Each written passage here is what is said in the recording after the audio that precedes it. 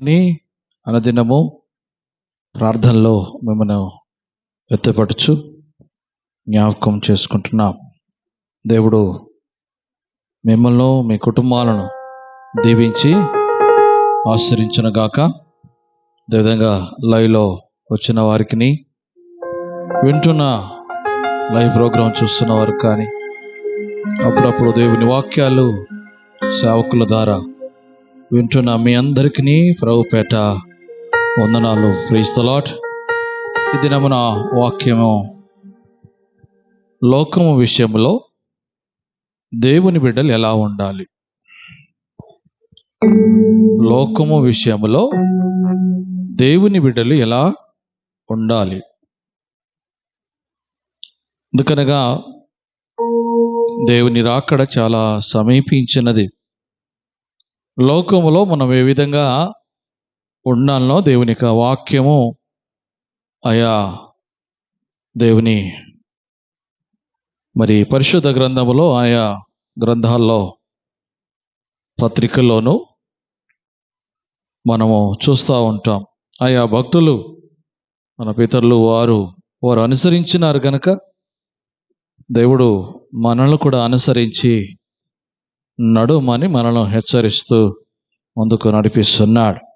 రోమీయులకు రాసిన పత్రిక 12వ అధ్యాయము, రోమీయులకు రాసిన పత్రిక 12వ అధ్యాయం మొదటి 2 వచనాలు చదువుకుందాం. రోమీయులకు రాసిన పత్రిక 12వ అధ్యాయము మొదటి 2 వచనాలు. కాబట్టి సహోదరులారా, పరిశుద్ధమును దేవుని అనుకూలమైన సజీవ యాగముగా మీ శరీరములను ఆయనకు సమర్పించుకునుడని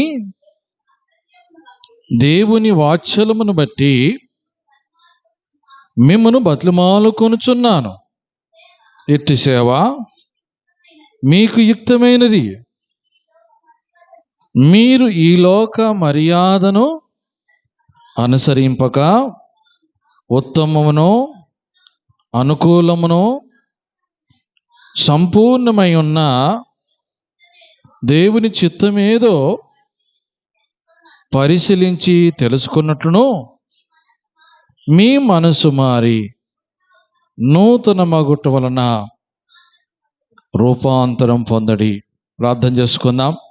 దయగల తండ్రి, మీ పరిశుద్ధ నామాన్ని బట్టి నీకు వందనాలు నాయనా. ఈ దినమున నీ లేఖనము ద్వారా ఇక్కడ కూర్చున్న నీ పిరబిడ్లతోనూ, ఈ ఆరాధనలోను, యూట్యూబ్లో వస్తున్న నీ పిరబిడ్లను, ఆత్మీయులను వాక్యం చేత మాతో మాట్లాడి నీ నామానికి మహిమగా తెచ్చుకొని వినగలిగే మనస్సును, కూర్చుండు కుదురుబాటును నీ కృపను దయచేసి నీ నామానికి మహిమ తెచ్చుకొని ప్రార్థన చేస్తూ యేసునామమున ప్రార్థన చేస్తున్నాను తండ్రి. ఆమేన్, ఆమేన్. దేవుని నామమునకు స్తోత్రం కలుగును గాక. కూడిచిన మీ అందరికీ మరొకసారి వందనాలు. Praise the Lord. హల్లెలూయా. లోకము విషయంలో దేవుని బిడ్డలు ఎలా ఉండాలి. రాసుకున్నవారు రాసుకోండి. మీ బైబిల్లో వచనాలను అండర్లైన్ చేసుకోండి. దేవుని బిడ్డలు లోకములో ఉన్నప్పుడు చాలా జాగ్రత్తగా ఉండాలి. ఎంత జాగ్రత్త అంటే చాలా జాగ్రత్తగా ఉండాలి. నేను ఈ మొదటి విషయంలో లోకానికి వేరుగా ఉండాలి. లోకానికి వేరుగా ఉండాలి. మనం లోకములో కలిగి ఉన్నాము గనక లోకమునకు వేరుగా ఉండాలి. అందుకే 2వ వచనంలో మనం చూస్తాం. ఏంటిదంట? మీరు ఈ లోక మర్యాదలను అనుసరింపక.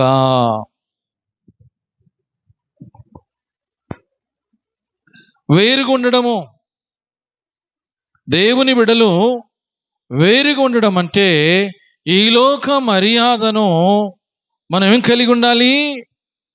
అనుసరింపక. దేని అనుసరించాలి? ఉత్తమైన దానిని, అనుకూలమైన, సంపూర్ణమైన దేవుని చిత్తం ఏదో పరిశీలించి తెలుసుకున్నట్లును మీ మనసు మారాలి. లోకంలో ఉన్నప్పుడు మన మనసు మారాలండి. లోకం నుంచి వచ్చిన వారం మనమందరం ఎక్కడి నుంచి వచ్చినామండి? లోకం నుంచే వేరు చేయబడ్డాం. వేరు చేయబడిన మనము దేవుని చిత్తం ఏదో తెలుసుకోవాలి. అనుకూలమైనది ఏదో, ఉత్తమమైనది ఏదో, మేలైనది ఏదో అది తెలుసుకొని అనుసరించాలి. వేరుగా ఉండడం అంటే ఏంటిది? అనుకూలంగా ఉండాలి. ఎవరికి అనుకూలంగా? దేవునికి అనుకూలంగా కలిగి ఉండాలి. ఏ విధంగా కలిగి ఉండాలి? లోకమునకు మీరు వేరై ఉన్నారు గనక లోకములో చాలా జాగ్రత్తగా ఉండాలి. హల్లెలూయా, హల్లెలూయా. లోకములో ఉన్నప్పుడు అనేక శ్రమలు. కాబట్టి నువ్వు ఏ విధంగా కలిగి ఉండాలంటే, మొదటి వచనములో ఏ విధంగా కలిగి ఉండదంటే, కాబట్టి సహోదరులారా పరిశుద్ధతను. ఎలా ఉండాలంట? మీరు లోకమునకు వేరై ఉండడం అంటే ఏంటిది? పరిశుద్ధంగా ఉండడము.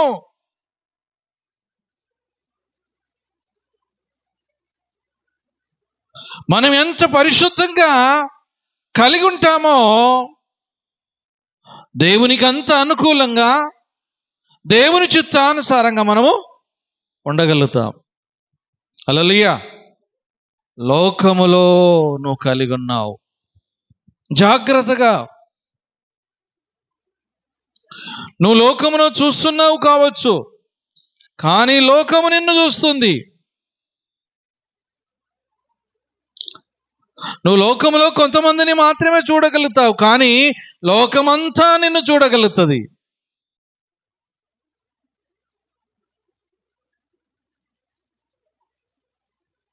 అవునా లేదా? ఏ విధంగా కలిగి ఉండాలి నువ్వు వేరుగా ఉండడం అంటే? అదేవిధంగా అపోస్తల కార్యము 2వ అధ్యాయము పరిశుద్ధ గ్రంథములో దేవుని లేఖనము ఏ విధంగా కలిగిస్తున్నది? నీవు లోకానికి వేరుగా ఉండాలి. ఏ విధంగా ఉండాలంటే దేవుని వాక్యం సెలవిస్తున్నది. అపోస్తల కార్యము 2వ అధ్యాయము 40వ వచనం చూద్దాం. 40వ వచనం చూద్దాం. ఇంకను అనేక విధములైన మాటలతోనూ సాక్ష్యమిచ్చు మీరు మూర్ఖులగు ఈ తరము వారికి వేరై రక్షణ పొందుడని వారిని హెచ్చరించెను. ఎవరిని హెచ్చరిస్తున్నాడు? మూర్ఖులను. అనగా నువ్వు లోకములో కలిగి ఉన్నప్పుడు, నువ్వు మూర్ఖంగా కలిగిన నీ జీవితములో నువ్వు వేరైనావు. తిరిగి మళ్ళీ ఆ విధంగా వెళ్ళకుండగా, అంటే వంకరమైన, మూర్ఖంగా అంటే ఏంటిది? వంకరమైన. లోకంలో ఉన్నప్పుడు ఏ విధంగా కలిగి ఉన్నావు? వంకర బుద్ధులు. లోకములో నీ జీవితంలో నువ్వు ఏమై కలిగి ఉంటున్నావు?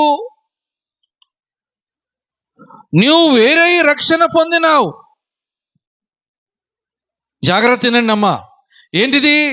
నువ్వు లోకము నుంచి నువ్వు ఏమై కలిగి ఉన్నావు? రక్షణ పొందినావు. లోకము నుంచి వేరై నువ్వు ఏం పొందావు? చెప్పండి, ఏం పొందారు? రక్షణ పొందావు. లోకము నుంచి నువ్వు ఏమై కలిగి ఉన్నావు అంటే రక్షణ పొందావు. రక్షణ పొందిన తర్వాత కూడా తిరిగి నేను లోకంలోనే జీవిస్తాను, లోకంలోనే ఉంటానంటే నువ్వు దేనికి వేరై ఉన్నావు?